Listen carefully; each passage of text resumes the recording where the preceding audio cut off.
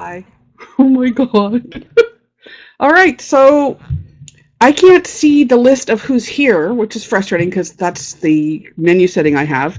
So if you're here, would you say hi? And then we can wave at you. We like that. The waving is good. There are people. I just don't know if they're actually, available. Oh, it's frustrating. Are you ready to go? Technology. Huh? Yeah, they're in the waiting room. This is what we want to see. Okay, so that's you Oh, guys. Good. Here we go. We got two people. My stalker's here. Hello, Barbara. Hello, Karen. Hello, Deborah. Karen's been my stalker since 2004, I think. She officially designated herself my stalker. DJ aw. is here. Hello. See? See, I have friends. See? We didn't doubt you. We never doubted. It's okay, I did. Hi, guys. I'm glad you're here. We're going to start chatting, and we're recording, so anyone who is not live with us, hello. We will put this up for you to hear, and if obviously you're seeing me saying that, then you knew I put it up, and then you're watching it, so never mind. Okay, hi. So with us today, so excited. See, look, I do this like I'm a 5-year-old. We have Christine. Wave, Christine. So everyone knows you. That's Christine Vehar, and on the right we have Adrienne Rodriguez. Hello. These two women are geniuses behind A Verb for Keeping Warm, which was possibly the most cool yarn shop name ever. Well, more than yarn shop, yarn fiber, fabric, dyeing, spinning. So I think, can you introduce, for those who are not aware of all your coolness, would you please bring us up to speed on where you started and then we'll start working into how you got to where you are now. Okay, great. Yeah, so where to begin? If we go way back when, I went to India and I studied textiles there, and I saw a family of natural dyers, and I became very interested and intrigued, and I'd never thought about pretty much fabric or yarn ever outside of a store. So I never thought, oh, how is yarn made? How is fabric made? How is it dyed? And it had never occurred to me that you could dye with plants, which is kind of funny because now I know that up until 1857, all dye and all paint were made from mineral and plants. So, that's a pretty recent development that we dye with aniline dyes and acid dyes and stuff like that. So I became very intrigued, and I came back to the United States from India, and I began looking at natural dyeing. I took a class, and with a dye pot and a couple of books and some hand spun yarn, I started trying to do natural dyes in my kitchen. And I went and I put together a collection of yarn, and I did a little holiday show, and it went really well. And so we decided to just jump into Stitches West, which is in our backyard, which is great. That's a big jump. Yeah, well, I think if Stitches West was somewhere else, we would not have done it. But Right. that was kind of and that went really well. And so we had a little pocket of change, and so I rented a little studio and built a little dye studio in there in Berkeley, California. And in 2005. What year are we now? Oh my God, 2017. 7 freaking teen. Right? Like, oh my gosh. I think 2010 we moved into our current space, which is in Oakland, and it's 1,700 square feet, and half of the space is a yarn, fabric, and fiber store, and half of it is a natural dyeing studio. And then we have a kind of big back patio that has a educational dye garden and an outdoor dye studio, an outdoor classroom, so people take dyeing classes. So yeah, it's funny, we were just in Flagstaff. We went to the Flag Wool and Fiber Festival, which is super adorable and awesome for anyone. That is very cool. Wool festivals. And I gave the keynote speech, and I hadn't looked at all my images through all the years. I gave like a retrospective, and it was so interesting. It's like you go way back when to when all your pictures were on film. You have to go dig through boxes and really old kind of junky digital, but it's still a memory, so it gets thrown into Yeah. the space or whatever. But it's kind of fun to go back and look at all those spaces and think about like Sock Summits where I first met Amy, right? That's where we first met with Sock I was just Summit. thinking about that. In fact, you didn't have your current studio when we first met, I don't think. Did you? No, no, No. not my current one. No, I had the little one in Berkeley. Yeah. Yeah, yeah. So I met So, you there, and then and Rachel Heron, the fabulous author, mhm. took me to your studio when it was still, you guys were like still building shelves, I think. Yeah. Oh, yeah, yeah. So, yeah. Yeah. Yeah. So it's been a fun journey. Yeah. So, yeah. Pretty amazing. I know, But it's in a exciting. nutshell, that's kind of Sorry? where. I said in a nutshell, I think that's the history.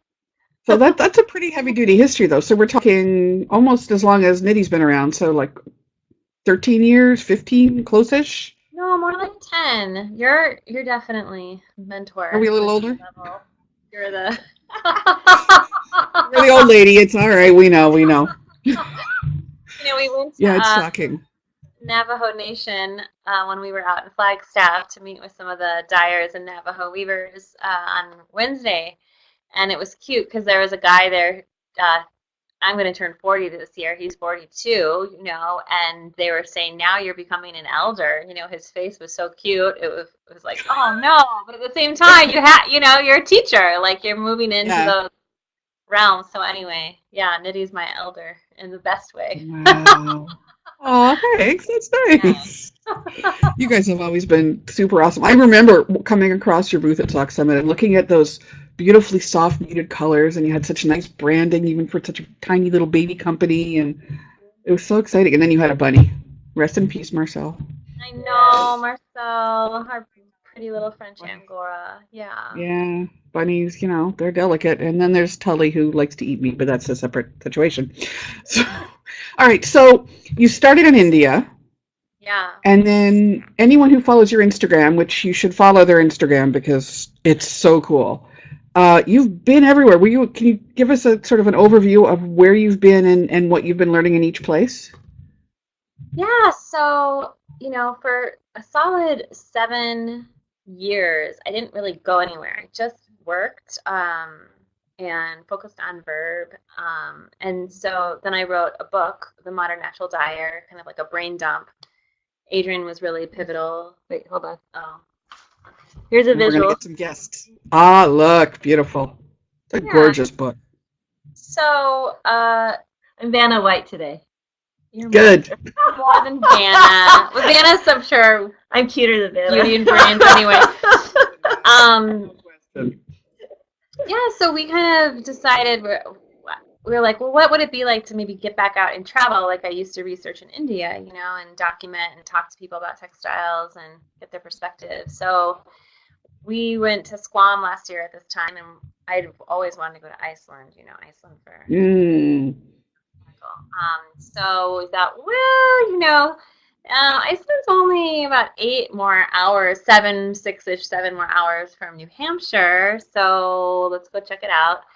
So we went there and we rented a car and we went around the island, and we went and met with a really wonderful natural dyer named Gudrun. And they just so happened to have the Icelandic knitting festival when we were there. So we got to see that and go to the Icelandic Textile Center in Blönduós. And so talked a lot to Gudrun about kind of the dyes that she's able to get there and how she utilizes them, especially since Iceland, has about 10 months of winter and their summer is even, 50 degrees and what have you, and how that impacts her work. And then, so then we're like, okay, let's go to Oaxaca, like 6 months later, like some different opportunities are arising. So, and in the meantime, we got back from Iceland and I had an email from a woman in Australia who I met at Squam, and she was putting together a retreat in Indonesia, and she said, will you come teach in Indonesia? And I tried to get to Indonesia when I lived in India, but I got dengue fever and ended up in the hospital in Malaysia. And so I thought, well, I'm not going to go on to Indonesia. I'm going to go back home or whatever. So I thought, oh my God, that'd be so great. So I knew we were going to Indonesia. And so I kind of started putting together a little bit in my mind and talking to Adrian about it, but kind of this like it's still very much coming together, but the next book being kind of like 4 countries, like what would it be like to go to 4 countries, look at their natural dyeing techniques, and then kind of translate the techniques and the materials used into materials and tools that we have accessible and available here or, across the Western Hemisphere. And so we thought, let's go to Oaxaca. So we went down there and we spent a week gathering plants and dyeing with a really phenomenal dyer there. Most of his work he makes rugs with. And then we went to a silk village where we met people who were raising their own silkworms and then spinning it into yarn and then weaving it into. Is that new down there? You don't think of Mexico as a silk thing.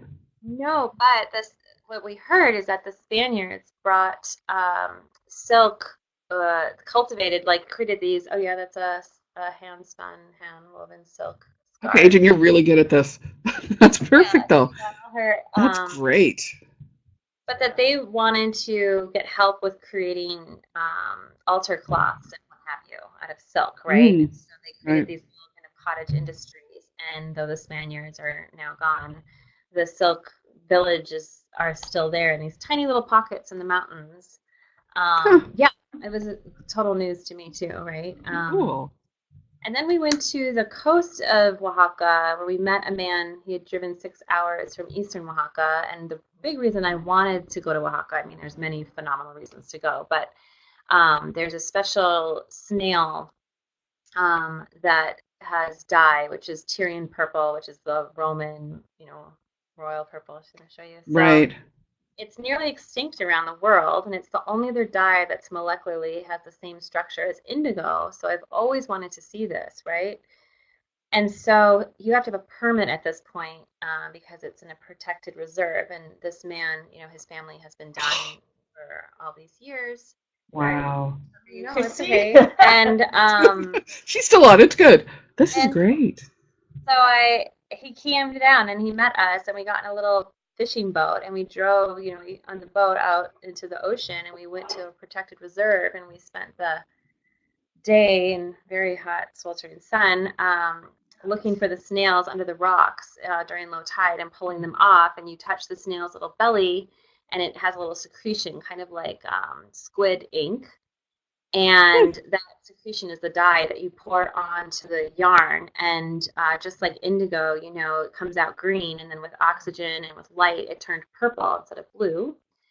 And then you put the snail back, so you don't kill it, you put it right back.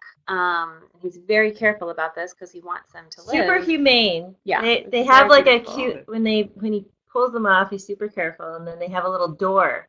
Like, I don't know if you've ever seen shellfish. They have little doors. Oh, yeah. To protect them, right?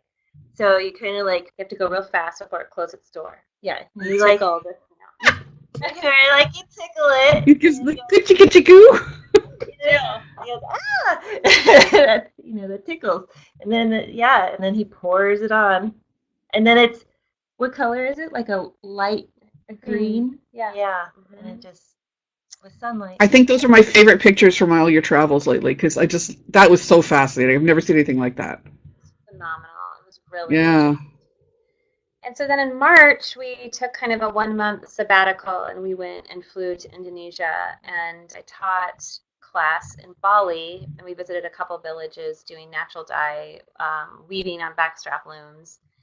And then we went and flew to Java, to Yogyakarta, where I met a woman who is the head of a 90-woman cooperative. And this is the really only cooperative I've seen around the world that truly is run by women. There's no men sitting back in some office somewhere doing the behind the scenes. Yes, it's like everywhere else it kind of seems to be the case. But and she does all the natural dyeing. And so about 85 of the women, they take, wax with a little pen and they hand draw it, dip it every about 35 to 40 seconds so the wax has the right viscosity. Wow. And you did your own pattern, didn't you? Yeah. And so this is the professional. This is the pro. This is the professional ladies. These are their pieces.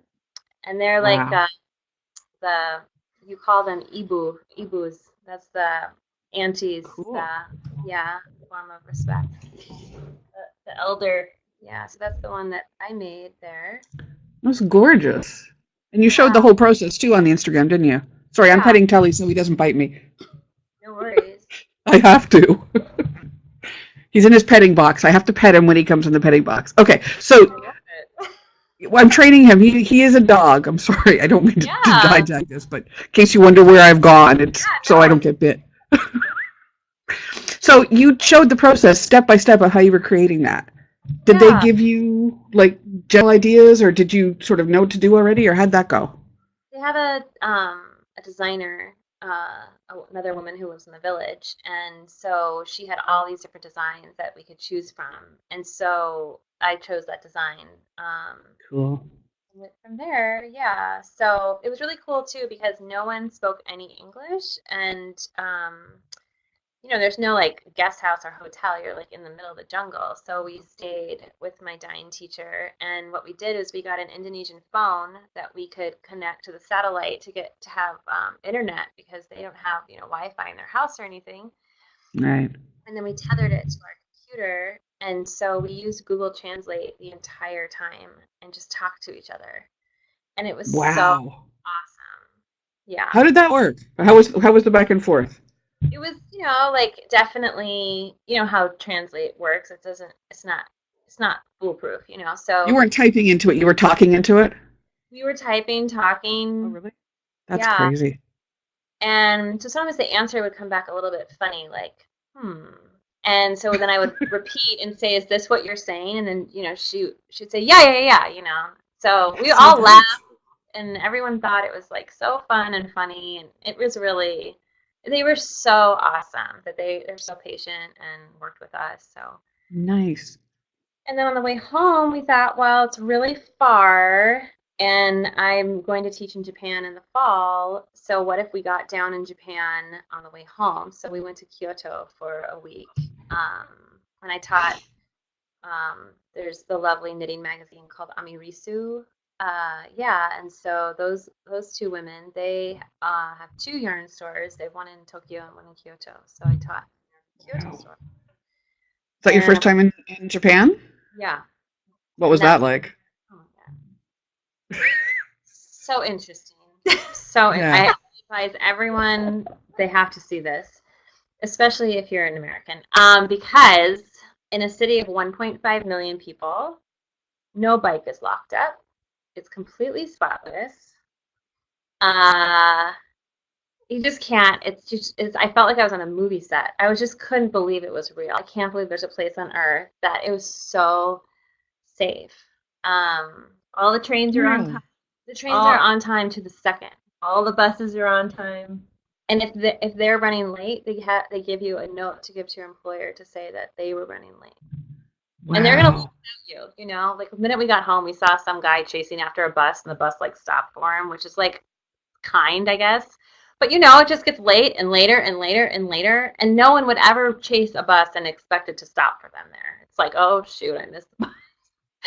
So it was so interesting. It was phenomenal, but also very. And I heard Kyoto's kind of conservative, but it was strict, So.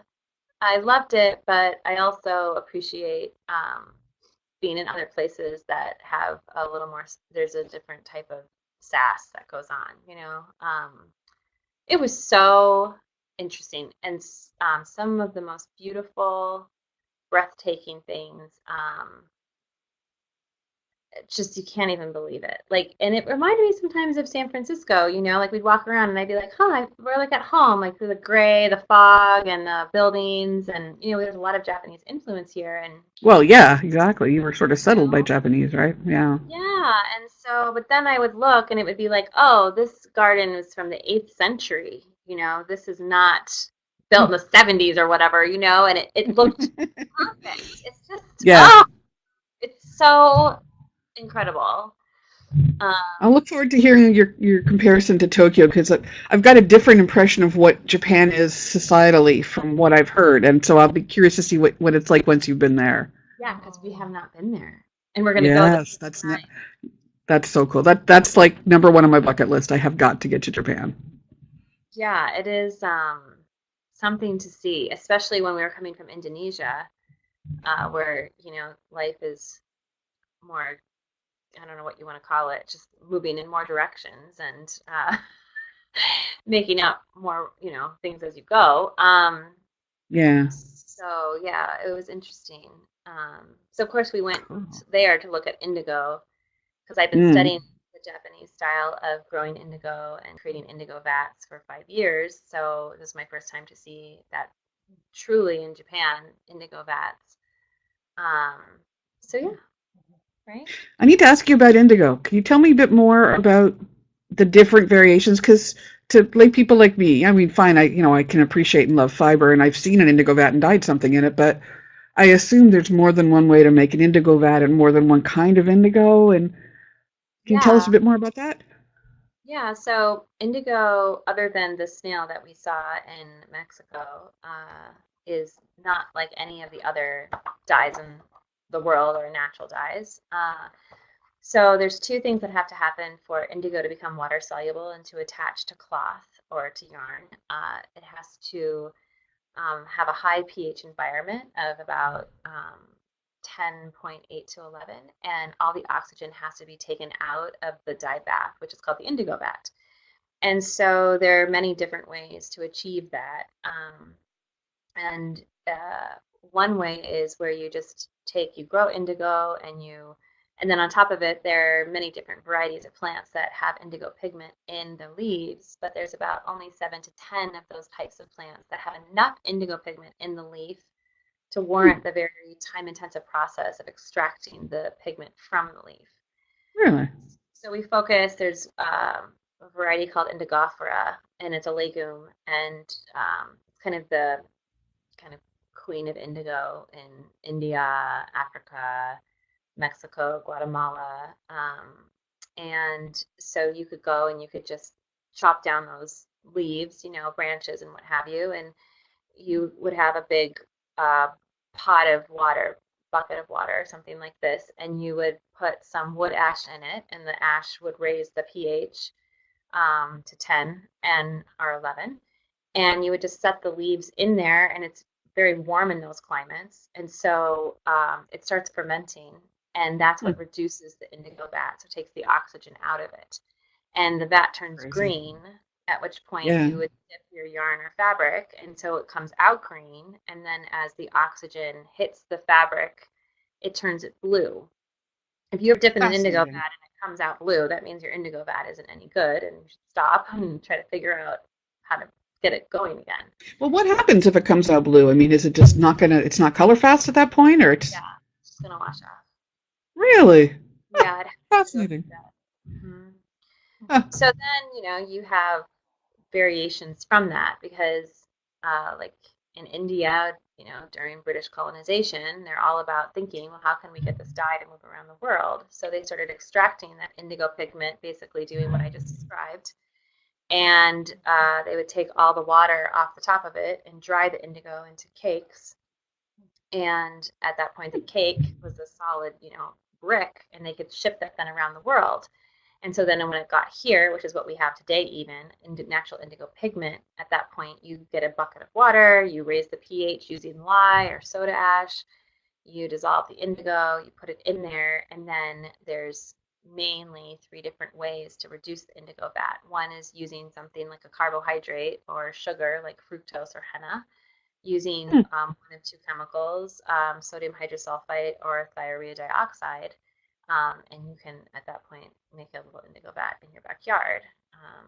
Wow. So, yeah. And then the Japanese variety is where they take a buckwheat variety called Persicaria tinctoria, and you grow it, and then you harvest typically 3 times in the summer, and then you dry it. And once you get to 300 pounds of dried indigo leaf, which is quite a bit, it goes onto a special floor that is, you dig down and you put rice hulls and you seal it with a kind of type of earthenware, and you set the indigo leaf on there and wet it, and over the course of 3 months you stir it and it composts down into what looks like dirt, and then you build your ash water like I described before, and you slowly over the course of about 2 weeks combine that composted indigo with the Wow. alkaline water and you feed it wheat bran to help the fermentation process.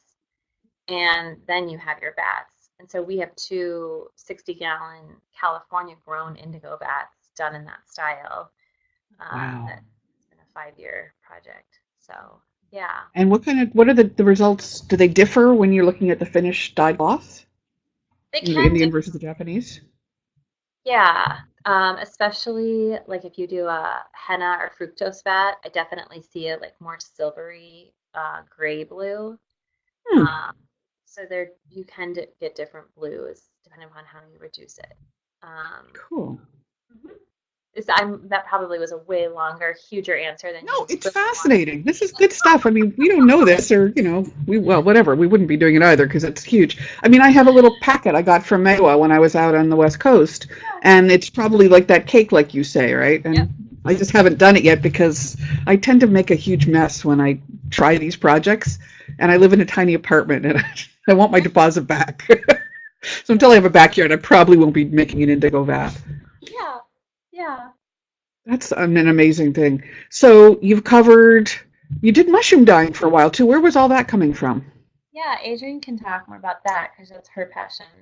Mine. Yeah. Yeah, so let's see, where do we start? Well, we're very lucky to have one of the regional, like the pioneer of mushroom dyeing, based out of Mendocino. Her name was Miriam Rice. She's since passed away. But her illustrator for the book and very close friend, Dorothy Beebe, still teaches mushroom dyeing classes. And so Christine and I were lucky enough to go to the UC Berkeley Botanical Garden and take a class with her. And that was almost more than 10 years ago now. I feel like definitely quite a while. Really? Wow. Yeah. So since Christine was into natural dyeing, and I've always been into plants and botanicals that were kind of fresh, and mushrooms were always like really interesting to me. And we're lucky enough to live in the Bay Area, which has a lot of varieties of mushrooms growing seasonally, and they some of them actually give color, and it's a light fast color, and depending on which ones you use and the amounts of which you use them at, you can get very vibrant colors, and very subtle colors. Really is the whole range of the rainbow that you can achieve with just mushrooms. So yeah, I think there's a lot of experimentation still happening. We haven't even scratched the surface on identifying all the mushrooms in the world. Mushrooms are an integral part of our entire ecosystem. There's mushrooms all over your body, inside your body. You're breathing the spores in right now. I know, I love saying that. Sorry. They believe that some trees are actually communicating through the roots of the mushroom. I heard that. Yeah, the mycelium is the root of the mushroom. So when you see a mushroom, it's actually the fruit of the mycelial web that's underground. So when they pop up so fast because they're already there, right? Yeah. Yeah. So these are the fruiting bodies that are going to send out the spores to just start seeding more mushrooms, essentially. And so some of my favorite mushrooms that are very widely available is the Physolithus tinctoria. It's a puffball. It likes to send its spores everywhere. It's like this big or so. It's brown. They call it the dog turd mushroom. It kind of looks like poop. Nice. But when you recognize it, you can definitely recognize it, and you know that it's like a rich chocolatey brown dye once you get it in the dye pot. So and yeah, I hope to write about this more soon. I was let's see, I know I brought something home. Oh, maybe I left it. Oh no, Anna Brones. I don't know if you know Anna Brones. She writes this really cool little zine. It's called Comestible, and it's available through I think our website had it up for a while, but definitely through Anna Broner's website too.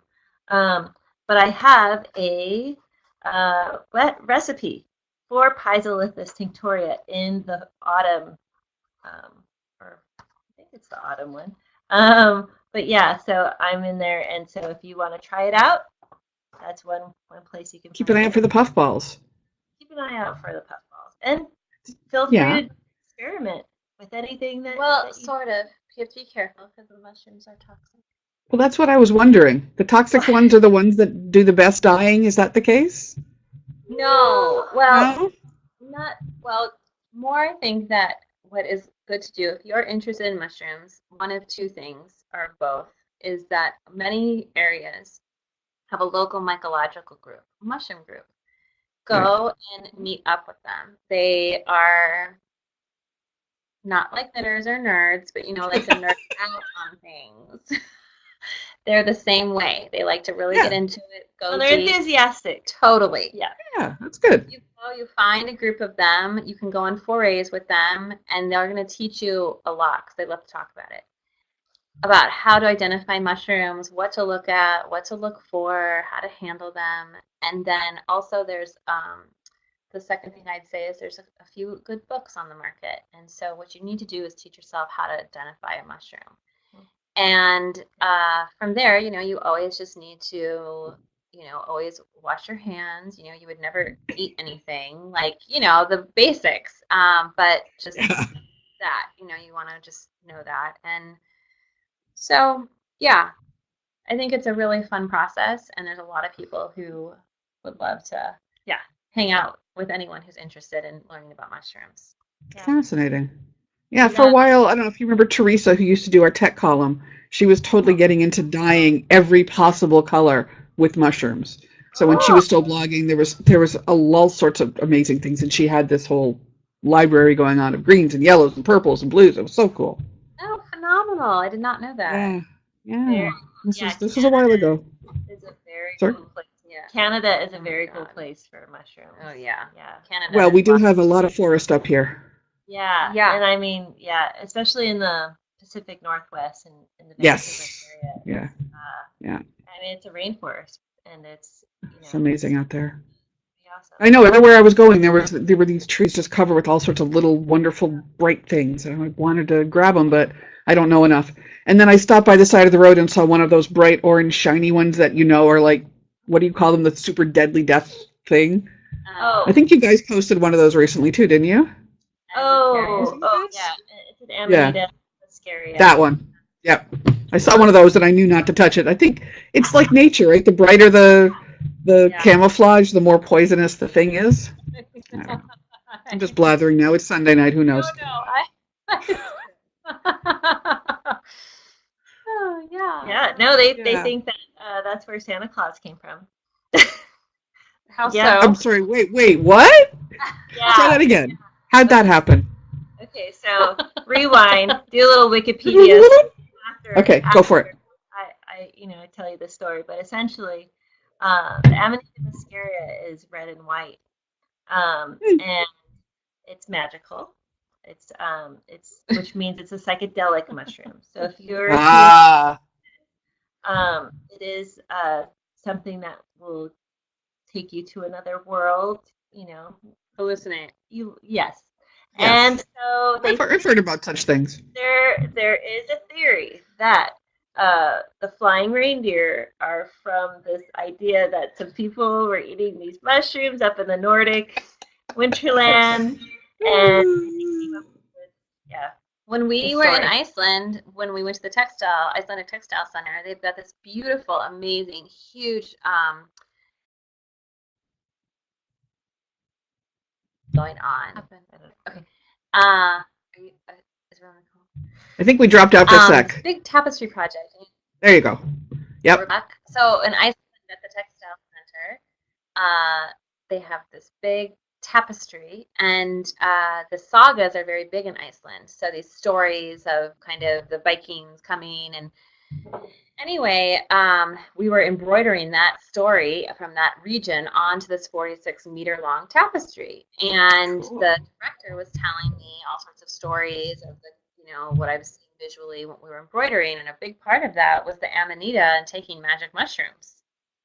Just to back up your story. I know. I'm telling you. I haven't read the Santa Claus thing. I don't know. But yeah. I can say that there were magic mushrooms. They think that story is from 1260 AD. Wow. And so I don't know. Maybe they were taking mushrooms. Maybe. I mean, they've been around a long time, right? I don't know. It's natural. It must be okay. A lot of medicinal mushrooms out there. That's what I've heard. I've heard such things. Yeah, no, they're special beings. They're not a plant and they're not an animal, but they're actually their own kingdom. A kingdom. No wonder you're into that. That's pretty cool. Yeah. So, all right. So you started this amazing pioneering. You guys are cute. This pioneering shop. You sort of champion natural dyeing for the modern knitter who didn't know about it. Yeah. You've written this book, which is now considered one of the main authorities on the whole topic. You started to bring in things like sewing into your shop. Yeah. And are there other things you're planning on bringing in? This whole sort of multi-craftable thing that we're embracing over at Knitty? Gosh, I mean, we do throw in little bits of embroidery here and there. But for the most part, one of the classes that we're doing that's really fun is we have a woman who is an artist, and she teaches art at the college here, and she makes paint, watercolor, and ink from natural materials. And she comes and she teaches, and you can actually learn to make all your own ink and watercolor. Cool. Yeah. Acrylic, oils. And they have the molar, like where they grind the pigment down and everything. And so that's probably the most kind of different, the only that I can think of I've never heard of anyone doing such a cool class. Yeah. That's so amazing. She kind of gets in the door because of the natural dye aspect, but typically we do really try to keep everything to a fiber centric. Yeah, there's a phenomenal woman who came last week from Canada. She lives in Montreal, and she has, I think, the best jeans pattern definitely on the market. And she's just a gangbusters, like, teacher. She just comes in, and I mean, jeans are hard, I mean, that's a hard thing to sew, to teach, to wear, the whole thing. Make it fit proper, yeah. Oh my goodness. And honestly, every single woman in her jeans look so awesome. It's like incredible. I think this woman is like magic. And she also does sewing swimsuits. So she just goes to the very hardest, most difficult things to make. And so she was in town, and she taught sewing jeans for 2 days, and that was really fun to have in the studio. And the women were so excited sewing their jeans, Yeah. So I think she comes back in the fall. And then we're having a dyer, an indigo dyer, an artist named Bukar Fofana. He's from Mali and lives in Mali in France, and he comes for 2 weeks at the end of July. He came last year. And he does mud dyeing, so he actually brings mud from Mali, and it ferments, and the longer it ferments, the more rich the color black is that you get. So he shows a video of them diving to the bottom of the river there and collecting mud from the bottom of the river and bringing it up, in buckets. It's so intense. And then, he has mud that's like 10 years old, 9 years old, 8 years old, and each of those different muds gives a different color. And he's not going to have a problem getting that through customs? I know. He sent ahead of time dried. And then we have already a stack that we have from last year, a little stash that we have. Awesome. Yeah, so that's kind of what we have coming up this summer, I think. Can you talk to me about... Oh, go ahead. Yeah, I'm going to Squam on Tuesday. Oh, yes. Oh, how nice. Yeah, and eco printing, and then I'm going to Nashville and teaching. So if anyone is in Nashville, I teach there. Are you going to be there the same time Jillian is? Is that the same thing? I don't know. I think it might be. She's coming down to Nashville. Really? In September? Yeah. I don't know when that is, but it's very possible it's the same event. I have to check with her. So cool. I know. I'm Have you guys met? in person. You're going to love her. Right? Yeah, Yeah. you're going to love her. So She's going to love you too. It's mutual. It's going to be wonderful. I wish I could be there to watch it. That's awesome. Talk to me about knitters versus sewers. Do you have people who do both? Do you have like a sewing clientele who would never touch yarn and vice versa? Oh yeah, definitely. Though I do think that it was hard at first when we first had the store 7 years ago, because that's when we introduced fabric. People really didn't, there wasn't as much of a crossover. At least our clients at that time, there wasn't a crossover. So, a knitter, I can totally understand this, naturally wants to come in the store and they want to just see all yarn. And any money that they think is going to fabric, they think, well, that could be potential yarn, and you didn't choose to buy yarn. Seriously. Oh. Yeah. So, okay. So you had that to deal with. Yeah, and what's happened are a lot of people who knit actually did know how to sew at some point, and they've gone, oh my gosh, like they're back into sewing. They've kind of like been enticed to come back, and so we do have a lot of people who are knitting and sewing at this point in the store, and we have a monthly meeting called Seam Allowance, which is where people pledge to wear on a daily basis 25% handmade. We don't measure them or anything, and what have you, Very but cool. that's their goal. And so if you think, okay, you wear a shirt and pants and socks and shoes on a daily basis, could you wear one of those things handmade?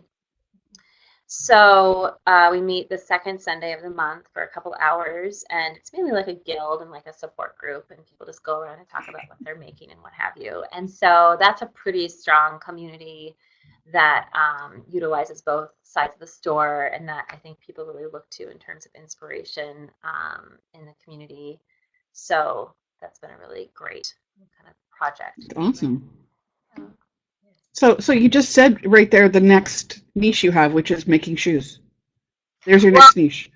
Yeah, actually, we do have a Espadrille class that we're announcing in the next couple of weeks, where you can come and make your own little espadrilles, right? So wonderful. Yeah, yes, because that is kind of the final frontier is the shoes. The jeans was a huge one. A lot of people think the jeans class that would knock out. They really could wear probably 50% of what I do. Yeah, so it's cute. It's really fun. So yeah, that's pretty awesome. But otherwise, I think just working on transcribing all of these notes and all this work we've done abroad, transcribing all those notes and trying to get it into shape so that we can share that information with other people and make it useful. So that's going to be another book? I think so. I'm very hesitant to say it because writing the first book was so difficult. So I really want to she laughs. I was such a pleasant person for 2 years. Yeah, I mean, I would like to be the person driving the other person crazy. I get it. Oh my goodness. So this time I'm trying to really carve out much more of a structure to work within. So there's not so much anxiety around figuring out the puzzle. There's just, awesome. And I'm fascinated by the puzzle, but it can be a bit much when you're in a whole team of people and you've deadlines. Have a few other things going on. Yeah. Totally. And there's the store. You're very busy. Yeah. Like that. So yeah, so that's kind of the summer, I think, what the plan is.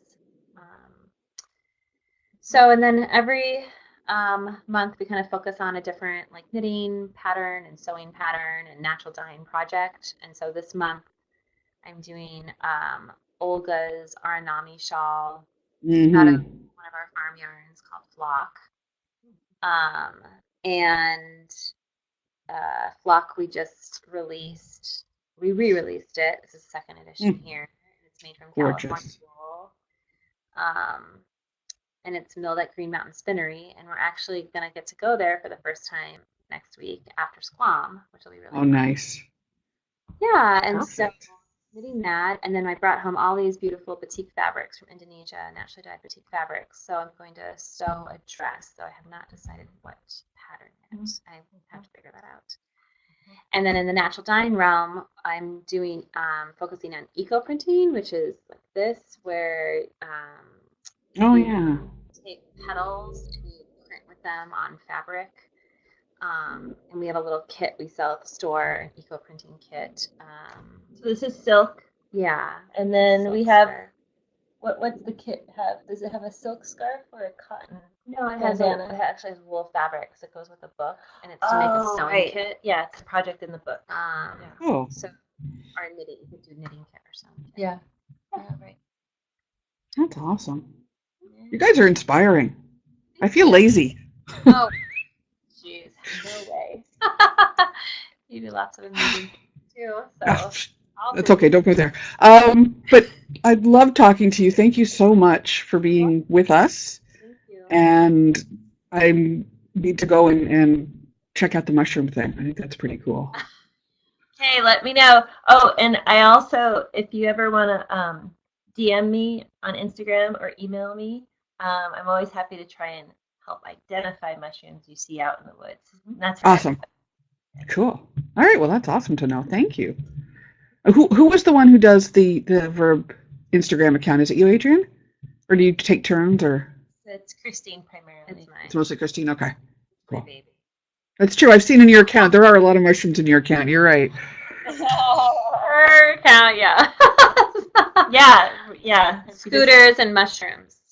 Yeah. And the dog. Well, I know. I mean, I have the same problem. I now have 3 Instagram accounts because I have the rabbit one. I finally did one just for Knitty. I thought maybe it's about time.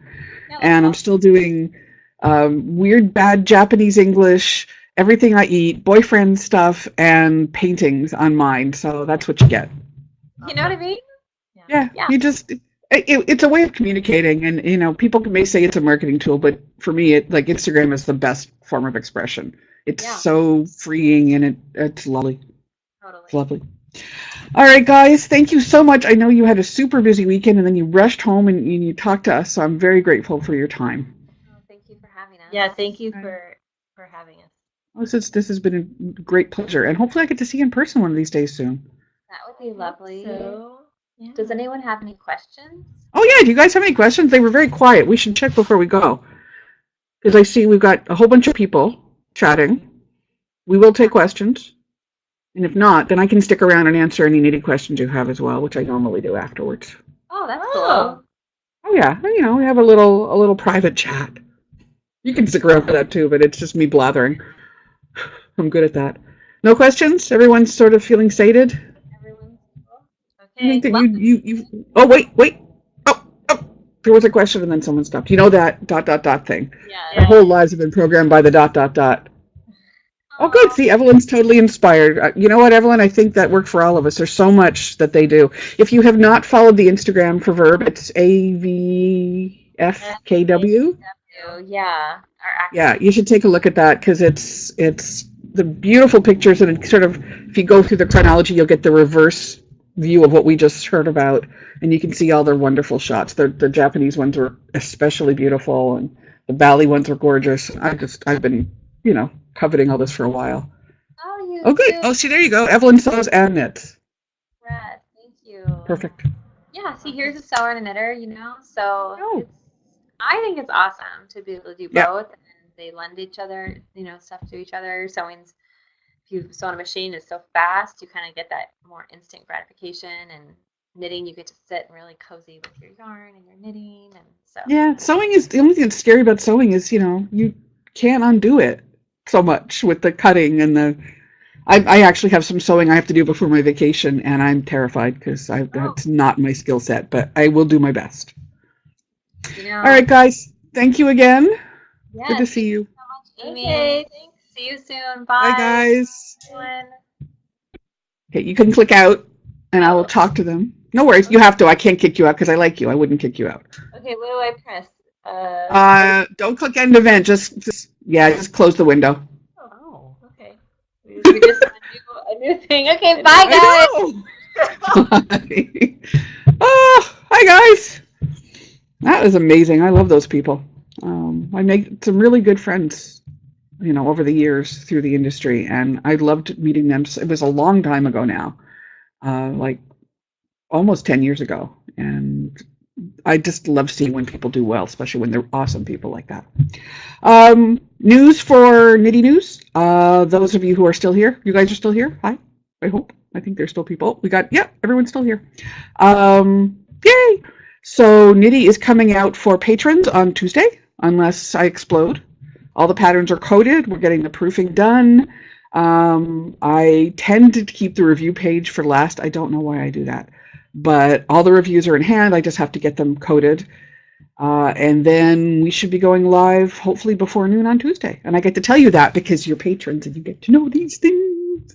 Sorry, I'm a little bouncy tonight.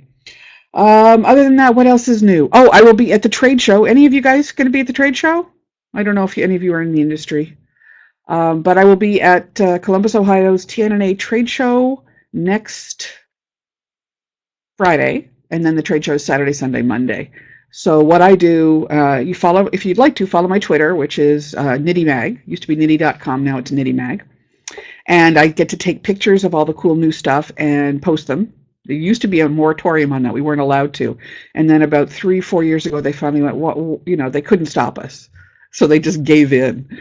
So I always make sure I have permission from the person who owns the booth, and I try to find the neat stuff and share it with you. I'll do a wrap-up blog post when I'm back. Anything really cool if I can. We have new features now, so that we have the issue comes out beginning of June, and then around the middle of July when the surprise comes out, we have additional reviews. So there'll be new products, and anything that needs testing that we get from TNNA will be in the mid-July surprise reviews. We also have a brand new column coming from Donna Drakunis about immigrants and what they have brought to the U.S. In the form of knitting, which I think it's a fascinating aspect. It's not just the typical, you know, stuff she's done before. This is a new approach that she's taking, and I think it's really neat. She's always championed what the immigrant does. Yeah, Donna's very cool. So she's always talked about Estonian and Eastern European, but she's covering the entire gamut, and you know, the way knitting was popularized in the West and all this other stuff that she will focus on with a project in each issue. So that's pretty cool. We also have, as we've had for a while, Liz Gibson continuing to do the Rigid Heddle Rigid Heddle Loom series. Sorry, I really love her stuff because she's very clear, and bit by bit she has been teaching us techniques and always points us back to the techniques we need to see whenever you have a new project. So I think she's a great resource, and I'm very, you know, I feel lucky that we have her. Kate Atherley and I did the tech column this issue. I get to I call it producing it because theoretically I'm doing that. But we sit there with an iPhone and a tripod and a microphone. And this time she's talking about knitting in the round and all sorts of tips and tricks. It's so much material. We actually have 3 videos. So hopefully that will be of use to some of you. Even if you knit in the round all the time, there's all sorts of stuff in there that you may not know. So she's an expert. She has a catalog of about 60 different classes she teaches, and she's been teaching all over the world. This woman knows her stuff, so we're very glad we have her as well. So that's kind of what's happening. And the noise in the background is Tully having water because, you know, he drinks out of a water bottle, and when he's drinking, he's not biting my leg, so that's a good thing. So do you guys have any questions? Because if not, I think it's time to sign out. No ... huh? Okay. Feel free, if you ever do have questions and it's not webcast time, just pop them up on the page. I'm glad to answer them. I see all the messages you guys leave on the Patreon board. You just go to patreon.com/knitty. If you're signed in, you'll see all the stuff you have access to. And then you go to the posts page. There's a little tab that I think it says, I can't remember what the farthest left tab is, but the second one from the left is the one that says posts. And you can post there as well as, you know, read the posts that I have and all the comments that come up. And that's the story. Oh, and if you didn't know, yeah, Knitty has an Instagram now as opposed to just my personal Instagram. So it's instagram.com/knittymag. So knittymag on Twitter, knittymag on Instagram. I might as well be consistent. That's what I did. Once again, thank you guys so much for your support. We absolutely would not be still in business without you. There is no question. And I'm so grateful that you're here. And we always try to do the best job we can for you. So hopefully you'll enjoy this issue. Deep Fall will come out in September, and that will be our 15th anniversary issue. Yeah. So that's it. Have a good night, guys. Happy Sunday. See you soon. Bye.